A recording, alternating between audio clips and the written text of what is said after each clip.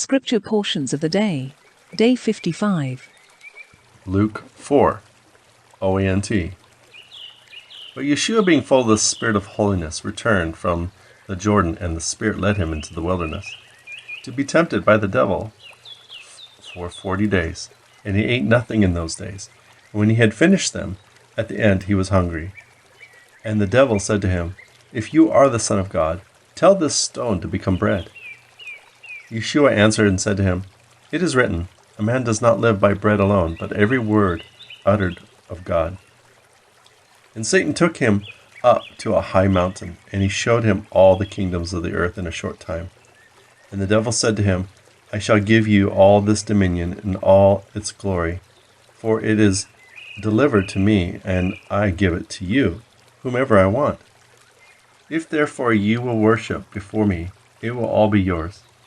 Yeshua answered and said to him, It is written, You shall worship the Lord Jehovah your God, and him only you will serve. And he brought him to Jerusalem, and he stood him on the pinnacle of the temple, and said to him, If you are the Son of God, cast yourself down from here. For it is written, He will command His angels concerning you, that they will protect you. And they will carry you upon their arms, lest you should strike your foot on a stone. But Yeshua answered and said to him, It has been said, You shall not tempt the Lord Jehovah your God. And when the devil had finished all his temptations, he departed from his presence for a time. And Yeshua returned to the power and the Spirit to Galilee, and report went out about him in the place around them.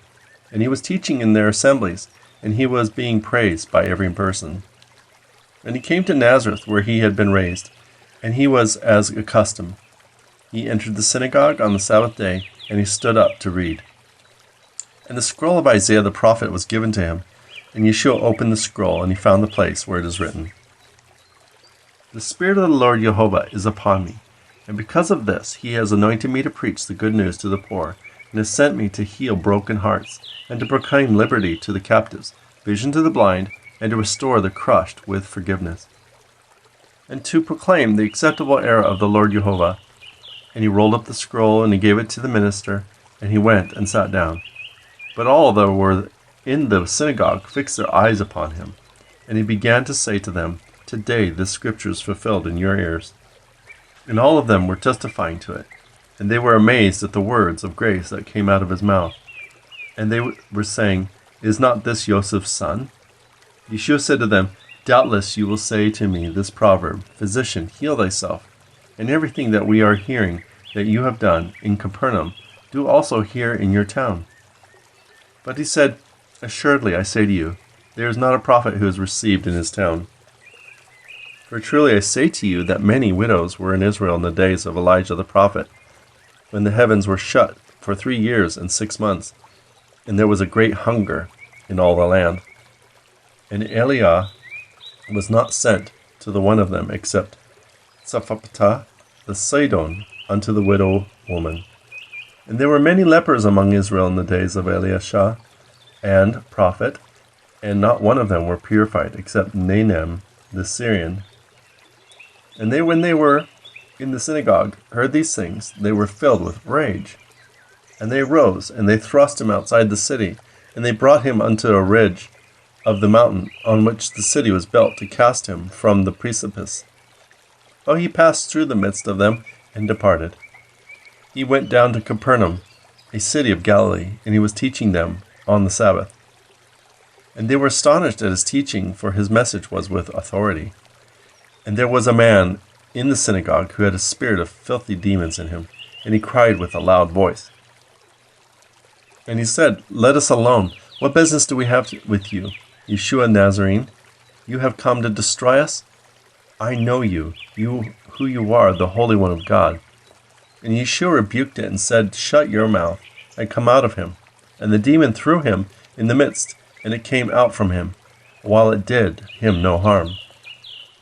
And great astonishment gripped everyone, and they were speaking with every another, and they were saying, What indeed is this message? For with authority and with power he commands foul spirits, and they come out. And a report about him went out into the whole region that was around them. And when Yeshua went out from the synagogue, he entered the house of Simeon, and Simeon's mother-in-law was afflicted with a great fever, and they besought him for her sake.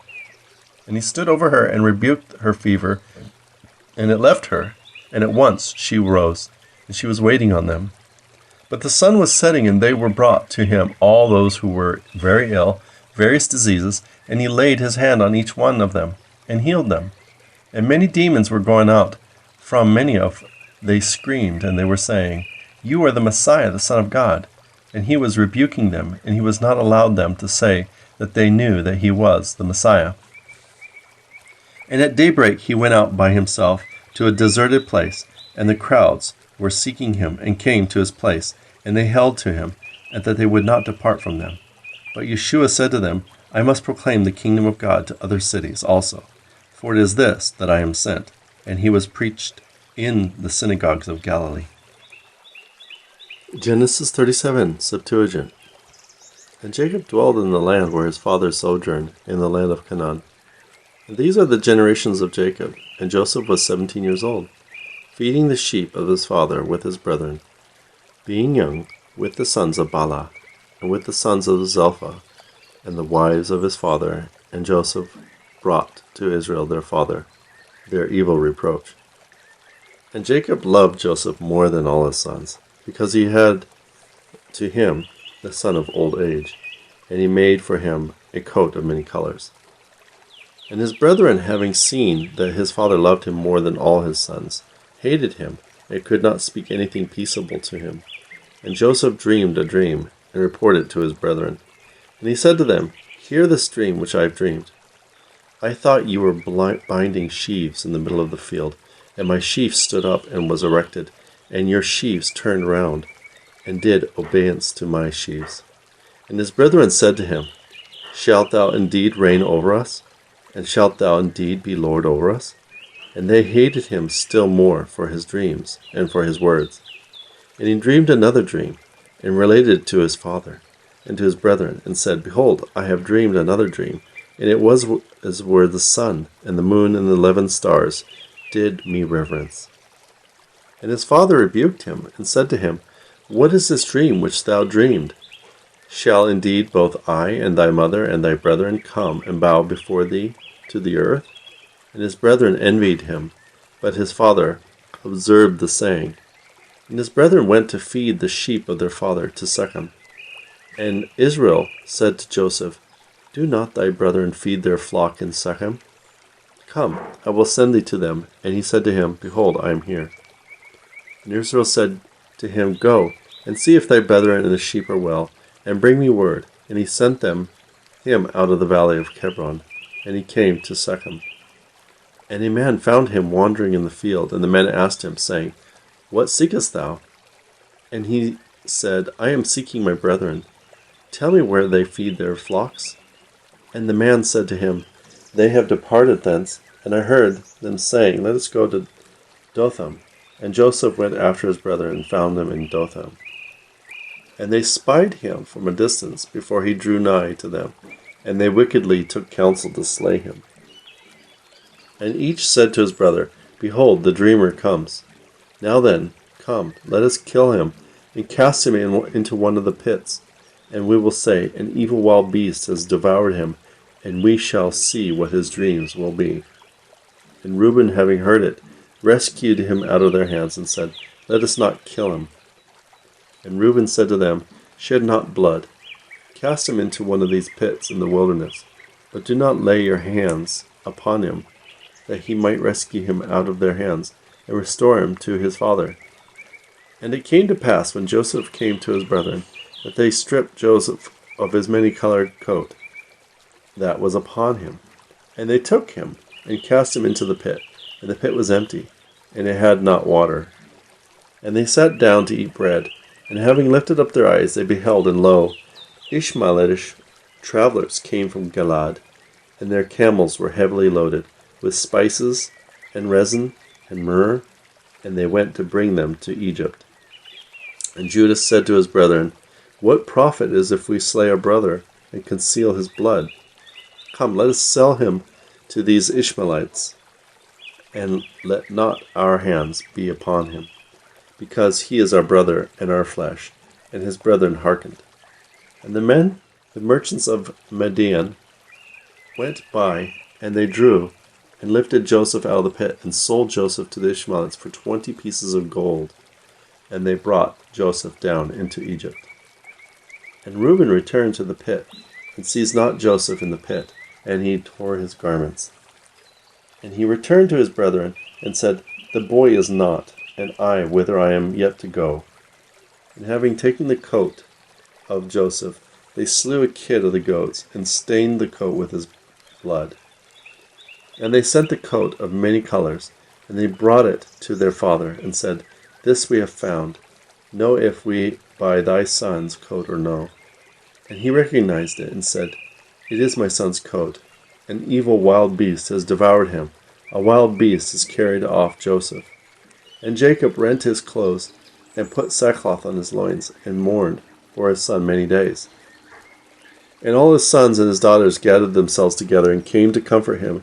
But he would not be comforted, saying, I will go down to my son's mourning to Hades. And his father wept for him. And the Midianites sold Joseph into Egypt, and Potipharah, the eunuch of Pharaoh, captain of the guard. 1 Samuel 30, Septuagint.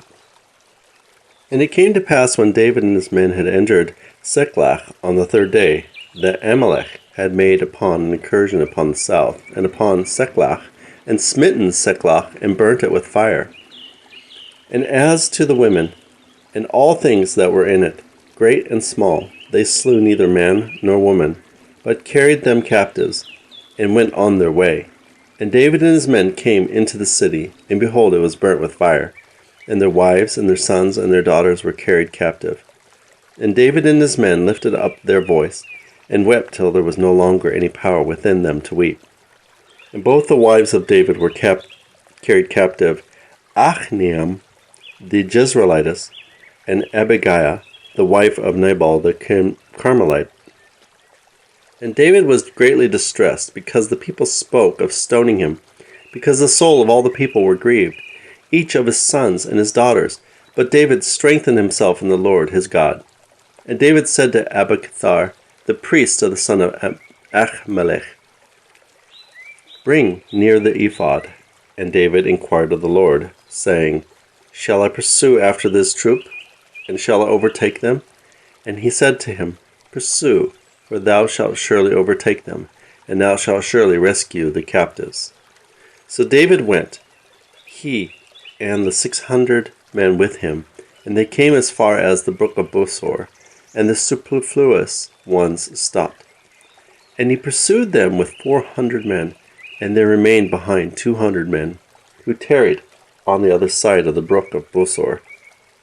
And they find an Egyptian in the field, and they take him and bring him to David. And they gave him bread, and he ate, and they caused him to drink water. And they gave him a piece of cake of figs, and he ate, and his spirit was restored in him.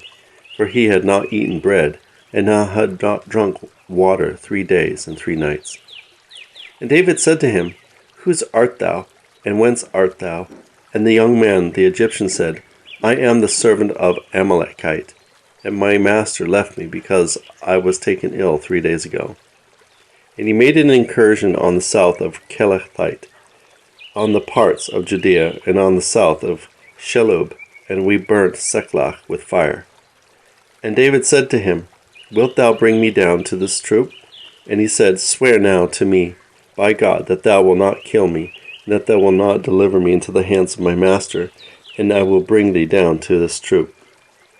And he brought him down thither, and behold, there was scattered abroad upon the surface of the whole land, eating and drinking and feasting by reason of all the great spoils which they had taken out of the land of the Philistines, and out of the land of Judah.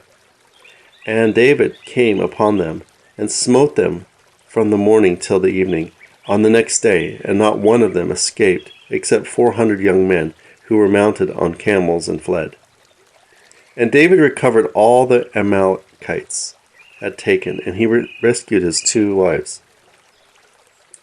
And nothing was wanting of them, of the great and small, neither of the spoils, or the sons of daughters, or anything that they had taken of theirs. and David recovered all. And he took all the flocks and the herds, and led them away before the spoils. And it was said of these spoils, These are the spoils of David. And David comes to the 200 men who were left behind, that they should not follow after David. And he had caused them to remain by the brook of Bosor. And they came forth to meet David, to meet his people with him. And David drew near to the people, and they asked him how he did. Then every ill-disposed and bad man of the soldiers that had gone with David answered and said, Because they did not pursue together with us, we will not give them of the spoils which we have recovered. Only let each one lead away with him his sons, his wife, his children, and let them return. And David said, Ye shall not do so, after the Lord has delivered the enemy to us, and guarded us, and the Lord has delivered into our hands the troop that came against you. And who will hearken to these your words? For they are not inferior to us.